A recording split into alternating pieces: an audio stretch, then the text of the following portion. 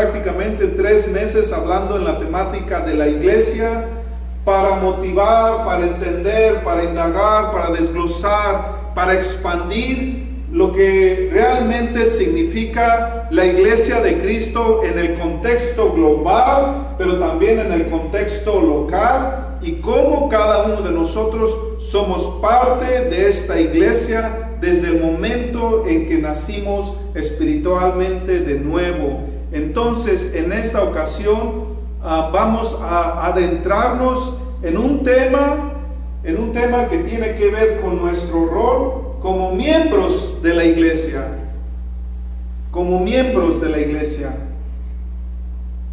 Pero antes de entrar en esta temática, vamos a pedirle dirección al Espíritu Santo que nos dé entendimiento y que de verdad transforme ciertas ideas que puedan estar dirigidas en la dirección errónea, y que podamos rectificar nuestras responsabilidades, nuestro concepto de lo que es la iglesia de Cristo. Padre Celestial, en estos momentos pedimos que tu Espíritu Santo nos dé entendimiento, nos dé discernimiento y dirección en este tema, Padre, para que no sea un tema simplemente de información, simplemente para acumular datos en nuestra mente, sino que realmente, Padre, podamos procesarlo en nuestros corazones y podamos poco a poco corregir ciertos aspectos de nuestras creencias para que nos lleven en la dirección, en el camino que tú buscas en cada uno de nosotros. Ilumínanos, Espíritu Santo, en este día, y háblanos a cada uno de nuestros corazones para que así podamos discernir esta verdad y esta verdad pueda germinar frutos en nuestros corazones. Gracias, Padre, te lo pedimos en el nombre poderoso de Cristo Jesús. Amén. Muy bien, dentro de esta serie del tema de la iglesia quisiera comenzar con una ilustración para dar auge al punto principal que quiero dar en esta ocasión. Hace algunos años, cuando trabajaba específicamente en el tercer turno y me afectaba mucho, se descontroló toda mi rutina. Pero en medio de todo esto recuerdo que los fines de semana visitaba mucho una casa, la casa de unos familiares, y me encantaba ir, me encantaba pasar todo el fin de semana y mi tiempo libre en medio de ellos. Quizás porque me recordaba de la ausencia del resto de mi familia, quizás porque me sentía como parte de ellos y me gustaba estar en ese hogar y en medio de ese hogar. Salía y entraba con toda confianza y me hacía sentir en familia. Sin embargo, al paso del tiempo y de los años, tal casa se fue deteriorando y deteriorando hasta que un hogar pareciese que se convirtió en una cantina y se perdió el respeto del hogar, de la familia y de aquellos que la lideran. Entonces, definitivamente, comencé a alejarme hasta el día de hoy. No es lo mismo, porque el amor de Dios se carece en ese hogar, porque también los miembros de tal familia perdieron el concepto de lo que es hogar, el respeto y lo sagrado que un hogar debe de ser delante de los ojos de Dios. Estoy mencionándolo porque en el tema del día de hoy, que es la membresía de la iglesia, y que lo voy a exponer en 2 temas, en 2 partes. La iglesia ahora viene a ser como parte de esa casa de Dios donde nosotros somos miembros de esta casa. Entonces, el tema de la membresía de la iglesia tiene que ver cómo vamos a ver la iglesia local en relación con nosotros como individuos o como miembros. Si estoy hablando en el tema de la membresía de la iglesia, vamos a tocar diferentes aspectos que típicamente lo vemos de forma individual. Y quiero comenzar el tema con la pregunta de reflexión: ¿por qué unirnos a una iglesia? ¿Por qué unirnos a una iglesia? Bueno, para contestar a esta pregunta, pues creo que es importante entender lo que significa la vida cristiana, lo que significa la fe cristiana de forma individual, donde cada uno de nosotros vamos a dar una interpretación a tal pregunta o respuesta, más bien dicho, y que vamos a desarrollar un estilo de vida de acuerdo a tales conceptos y creencias. Sin embargo, con esta pregunta de reflexión también les animo a reflexionar y considerar cuáles son los peligros de un cristiano que vive su fe cristiana de forma solitaria. ¿Cuáles son los peligros que existen cuando una persona asegura o verbaliza, dice que ha nacido de nuevo, pero que no es parte de una iglesia y que se resiste a congregarse por muchas razones personales? Si lo cuantificase, si lo pusiese en números para hacerlo más entendible, podría decir que de 100 razones que se puedan mencionar o que pueda usted escuchar dentro o fuera de la iglesia, por las cuales un cristiano no se congrega en una iglesia local, podría decir con certeza que por cada 100 razones, 99 son erróneas y una es verdaderamente acertada. La mayor parte del tiempo es la persona la que por alguna razón u otra tiene conceptos que no están alineados con las Escrituras, y es nuestro propósito de tratar de corregir tales conceptos erróneos. Porque quizás podemos pensar que estamos buscando una iglesia perfecta y simplemente no la hay.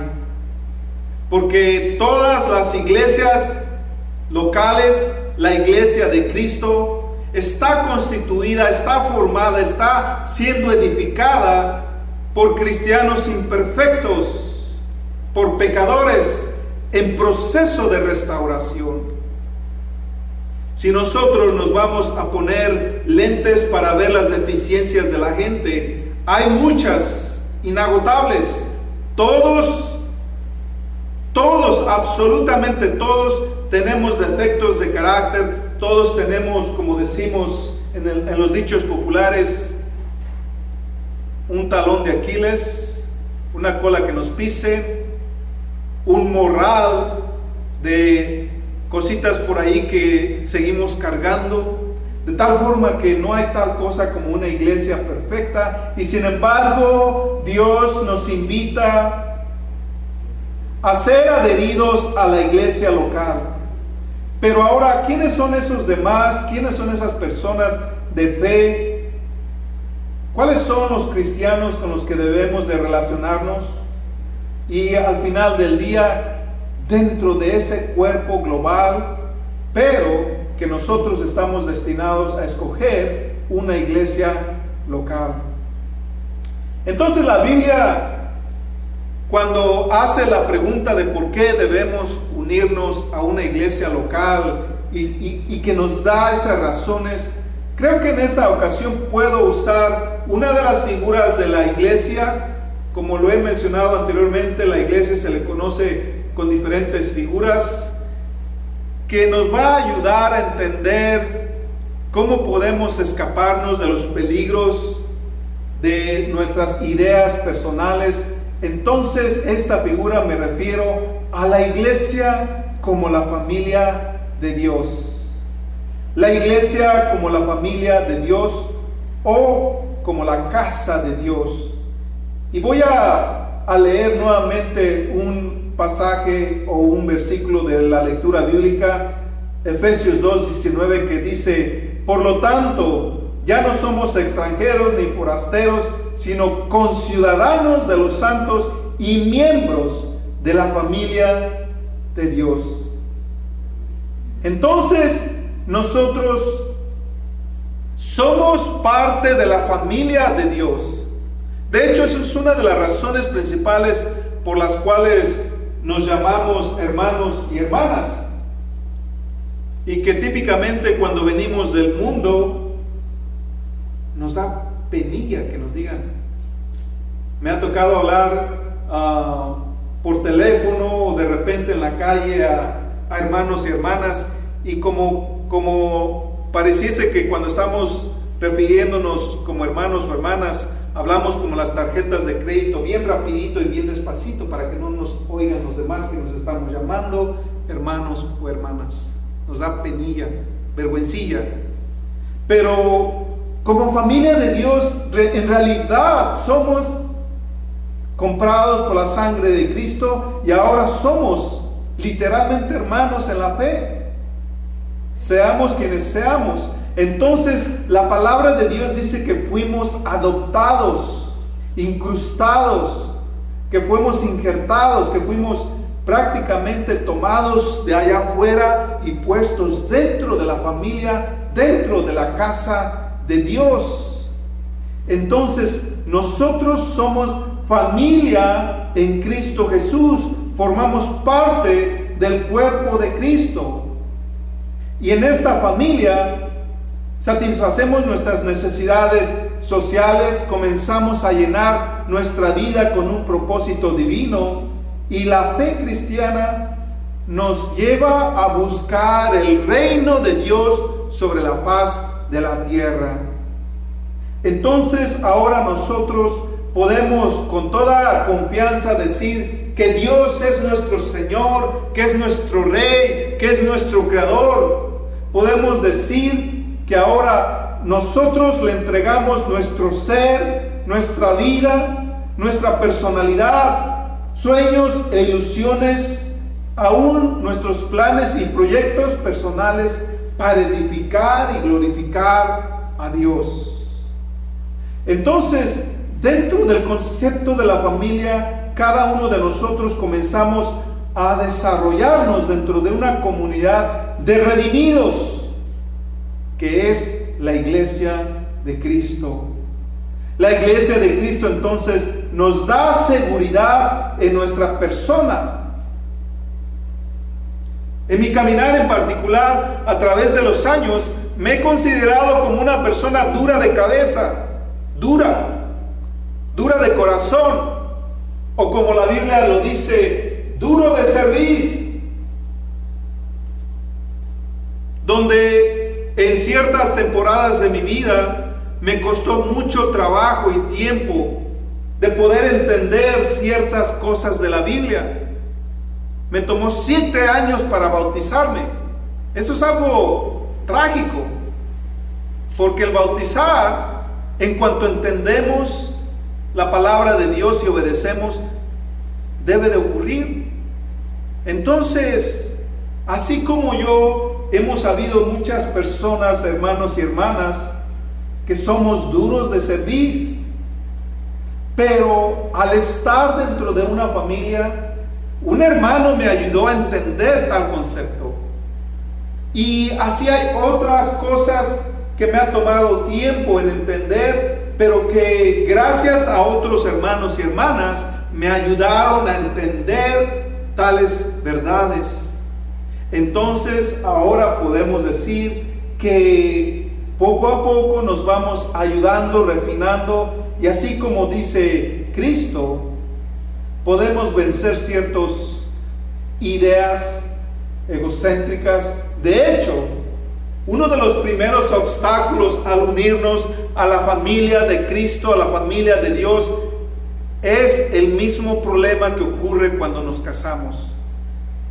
Si no todos estamos casados, o los que ya nos casamos, vamos a entender que la primer dificultad y el primer reto que entramos cuando nos casamos, ya después de que nos bajamos de la nube rosita, de que descubrimos que la luna no está hecha de queso, y que ya comenzamos a ver toda la totalidad de la persona de nuestra pareja, es que en el matrimonio es como un espejo. Nos casamos y lo primero que nos deja ver es nuestros defectos de carácter. Pero el reto de todos ellos, el más grande, es el orgullo, el egocentrismo. Porque toda una vida estábamos acostumbrados a vivir como se me placía la gana, a hacer lo que yo quería hacer. Pero ahora hay una segunda persona, que hay cosas que le van a molestar, que le van a estorbar, que no le van a parecer. Hay otras cosas que sí, y allí comenzamos a tener mucha fricción. Y si estamos firmes en la voluntad de Dios, eventualmente nos vamos a ir acoplando hasta formar literalmente una sola carne. Pero en la iglesia ocurre de forma similar, que cuando recién entramos a la iglesia, a la familia de Cristo, pues estoy acostumbrado a hacer lo que yo quiero hacer, estoy acostumbrado a pensar como yo quiero pensar, y nadie me dice nada, nadie me dice si estoy equivocado o no. Pero entro a la casa de Dios y ahora de repente, si por cada 10 palabras 3, 4, 5 eran majaderías, ahora ya de repente alguien me va a decir: cambia tus palabras. Si de repente llegaba a la iglesia y en el momento de llegar en 10 pies cuadrados a mi entorno, las personas se separaban de mí porque venía oliendo a crudo, alguien me va a decir: cambia. Si de repente me gusta chismear y criticar y hablar, alguien me va a decir: cambia. Pero a veces con todo y esto nos resistimos al cambio, somos duros de cerviz. ¿Cómo voy a escuchar yo a alguien que es menor de edad, que no ha vivido los años que yo he vivido? ¿Cómo voy a escuchar yo a alguien que tiene menos educación que yo? ¿Cómo voy a escuchar a alguien que tiene menos inteligencia que yo? De esta forma pensamos, quizás no lo decimos, pero lo sentimos. Tenemos muchas razones para autojustificar nuestras creencias, pero la palabra de Dios nos dice que en medio de la congregación, su presencia está en medio de la congregación. Hermanos y hermanas están llenos del Espíritu de Dios, y cuando nos están exhortando al cambio, muchas de las veces es Dios mismo quien está usando a las personas que se dejan usar para que nos ayuden a cambiar. Hay veces que necesitamos una palmadita. Adelante, continúa, échale ganas. Porque a veces nosotros mismos se nos olvida, lo descuidamos, estamos desmotivados y muchas otras razones. Entonces, dentro de la iglesia comenzamos a demoler la mentalidad individualista que nos lleva al error. En Hebreos 10, 19 al 25 dice, solamente leyendo un versículo: y considerémonos los unos a los otros para estimularnos al amor y a las buenas obras, no dejándonos de congregarnos como algunos tienen por costumbre, sino exhortándonos. En este pasaje nos dice: acérquenos, considerémonos, exhortémonos. O sea, en una interacción y en una relación multipersonal entre los unos y los otros. Yo les animo a que si en alguna ocasión alguien de los hermanos o hermana te da un consejo, te exhorta, en realidad no hay la intención de atacarte, de ofenderte, de lastimarte, sino es la intención de edificarte, de ayudar. Aún sé que en algunas o en muchas ocasiones dentro del del propio mensaje de los domingos puede haber cosas que suenan ofensivas. No tiene la intención de escoger a una persona y hablar mal de la persona públicamente. No se tiene la intención de hacer sentir mal a las personas, sino realmente de edificar, de construir, de ayudar, de poner a la luz ciertas cosas que no están alineadas a la verdad y al amor de Dios. Porque muchas las veces, aunque seamos adultos, todavía hay aspectos, cositas de la vida que seguimos pensando como si fuéramos niños. El apóstol Pablo dice, cuidaos de la leche adulterada. El apóstol Pedro dijo eso. Y el apóstol Pablo dice que somos como niños espirituales. Entonces todavía nos queda mucho camino por entender, todavía nos queda muchos aspectos de nuestra diario vivir, de corregir, y la iglesia forma parte del propósito de esa corrección. Jesús nos invita, incluso Juan 15:12, este mandamiento les doy, que se amen los unos con los otros como yo les he amado, y esto es lo que les mando: ámense los unos con los otros. El concepto de interacción y de aprender que si amamos a Dios nos está invitando, nos está dando como mandamiento Jesús: amen a los demás. Cuando la palabra de Dios en el Nuevo Testamento usa el término de iglesia o congregación, lo habla, como ya lo hemos mencionado, en dos contextos, en un total de aproximadamente 117 veces, y de esa cantidad, 90 de esas 117 lo habla en el contexto local. Eso quiere decir que la mayoría de las veces cuando los apóstoles están hablando de la iglesia, lo usan en el término local: a la iglesia de Corintios, a la iglesia de Éfesos, a la iglesia de los tesalonicenses. Una iglesia local. Y aún del resto también se puede aplicar de manera local o de manera universal. Entonces, si estoy hablando de la membresía de la iglesia, ¿qué es? ¿Qué significa? ¿O cómo lo podemos poner en palabras de la Biblia? La Biblia lo dice de esta forma en Colosenses 2:19: y no aferrándose a la cabeza, de la cual es todo el cuerpo, nutrido y unido por coyunturas y ligamentos, crece en el crecimiento que da Dios. Por lo tanto, podemos decir que la membresía de la iglesia local o universal implica que la vida de una persona se une a la cabeza, que es Cristo, mediante el nuevo nacimiento y la conversión. Mediante el nuevo nacimiento o la conversión. Estoy diciendo que cuando una persona entiende el mensaje de salvación, cuando una persona nace de nuevo, ahora automáticamente, como lo dijimos, es sacada del mundo, apartada y puesta en la iglesia de Cristo. ¿Qué estoy diciendo? Que entonces una persona que no ha sido regenerada por el Espíritu Santo es una persona que en términos espirituales no puede formar parte de la iglesia divina de Cristo.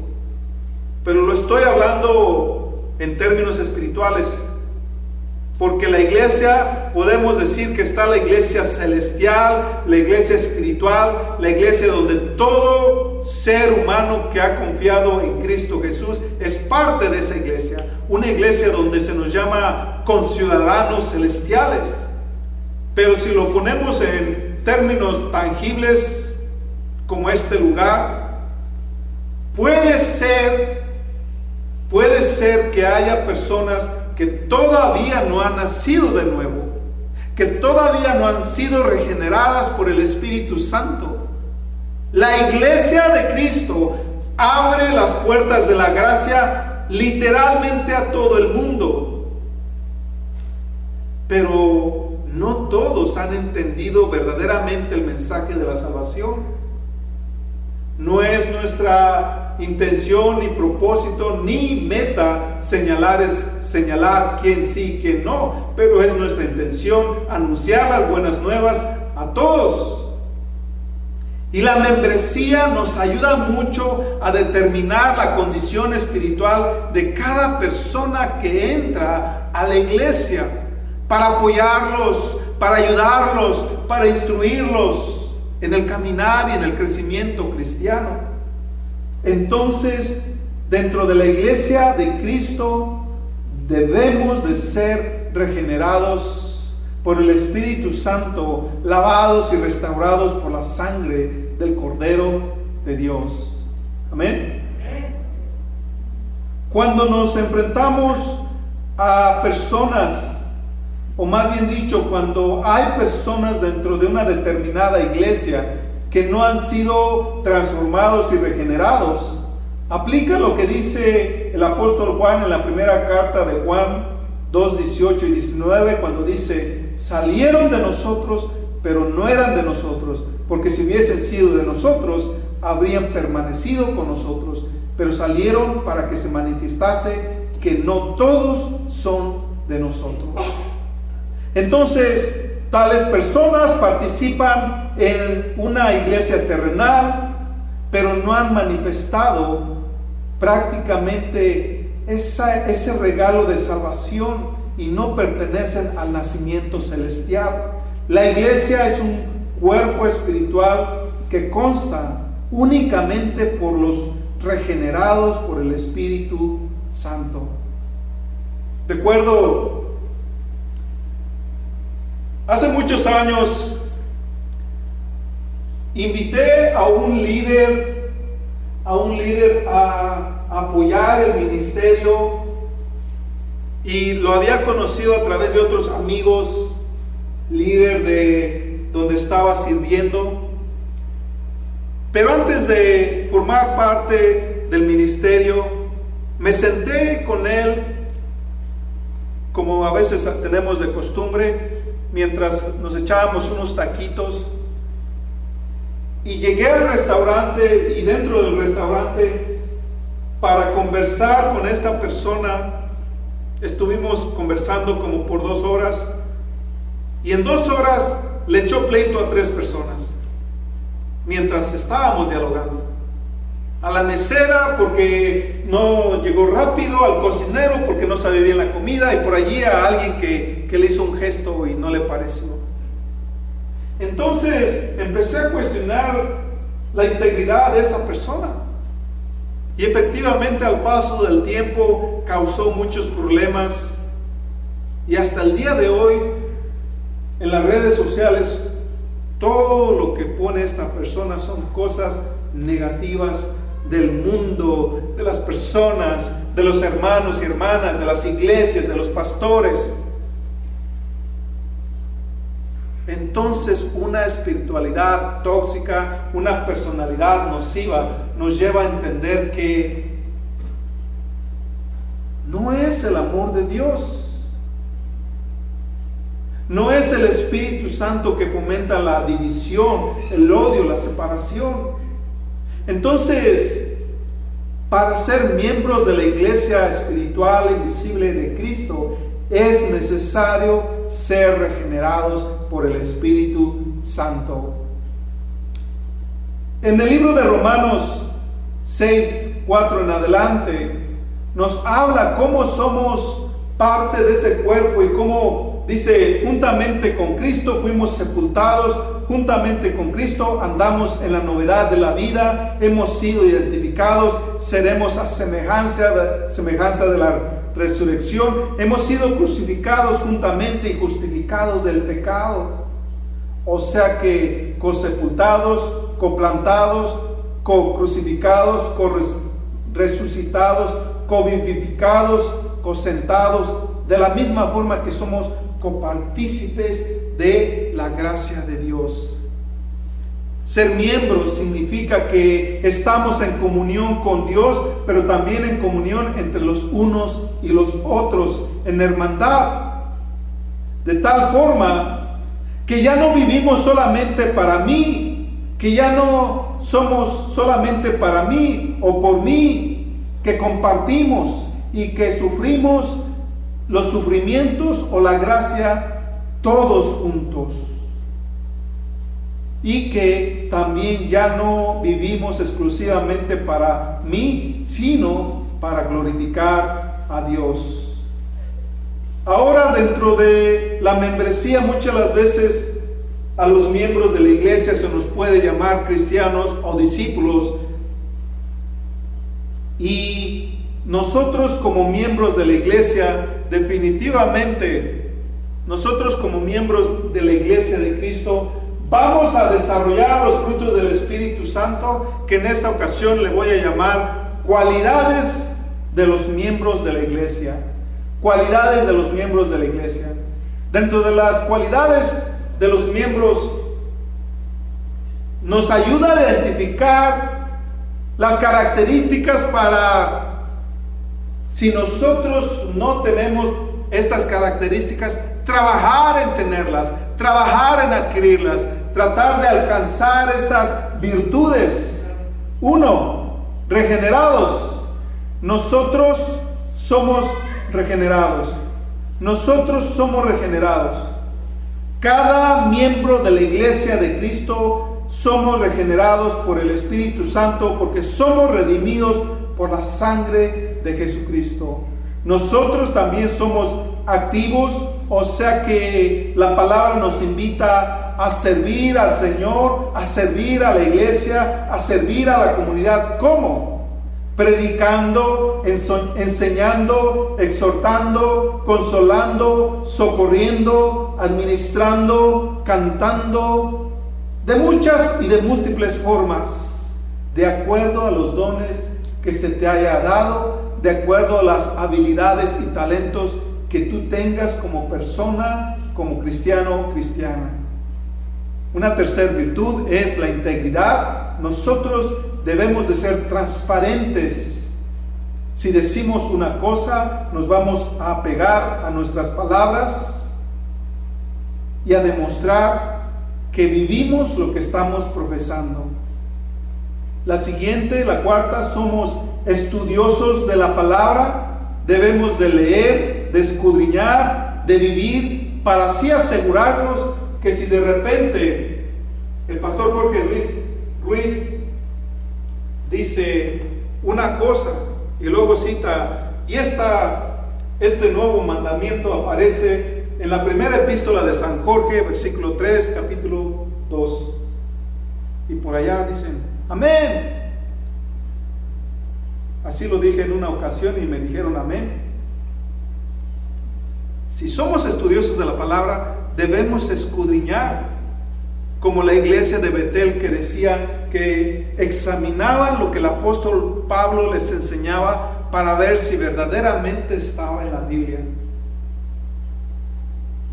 Así también nosotros debemos examinar, porque al final del día el mensajero es el interpretador de la palabra, pero también nosotros tenemos la responsabilidad de escudriñar la palabra para asegurarnos que todo está alineado, y que si hay algo que no está alineado por alguna razón, hay que preguntar, ¿por qué esto? Si la Biblia dice esto, ¿no lo estoy entendiendo bien o me lo están enseñando mal? El siguiente es que los miembros de la iglesia de Cristo debemos de ser oradores porque la oración es la comunicación íntima con Dios y también el medio que conecta lo físico a lo espiritual. Entonces nosotros, si queremos ser como la iglesia de Cristo, aquella iglesia modelo, aquella iglesia que hasta el día de hoy se sigue enseñando porque perseveraban unánimemente en la oración. La siguiente, debemos de ser dadores generosos. A través de la iglesia fluye la bendición a la comunidad y al mundo entero. aunque nosotros debemos de dar el Evangelio y la gracia, como lo dice la palabra, de forma gratuita. Pero ahora yo les digo, aún la misma dádiva va en vasijas y la vasija cuesta dinero. Entonces, no es que el gobierno le dé a la iglesia, no es que organizaciones le dé a la iglesia. En realidad, a veces llegamos pensando, sí, alguien más les paga a los líderes, alguien más le da dinero a la iglesia. Nadie le da dinero a la iglesia sino usted y yo. Y si nosotros no aprendemos la generosidad, entonces muchas cosas se obstaculizan, se limitan o incluso no se practican a causa de falta de los recursos materiales. Y la última que he puesto aquí es que somos ganadores de alma, evangelistas, damos testimonio de esta gracia al mundo entero y a nuestra comunidad local. Para ir concluyendo, para ser miembros de una iglesia es necesario también determinar que tal iglesia que nosotros formemos parte sea una iglesia, como lo he dicho anteriormente, saludable, sea una iglesia buena, no necesariamente perfecta como lo hemos mencionado, pero sí una iglesia ideal, y sobre todo que si todavía no tenemos un entendimiento profundo, pedirle a Dios dirección, que sea Dios quien nos lleve a una buena iglesia, quizás no perfecta, pero ideal, que satisfaga las necesidades espirituales. En primer lugar, usted como miembro, como miembra, tiene todo el derecho de examinar a los líderes para asegurarse que los líderes se esfuerzan en abrazar la palabra de Dios,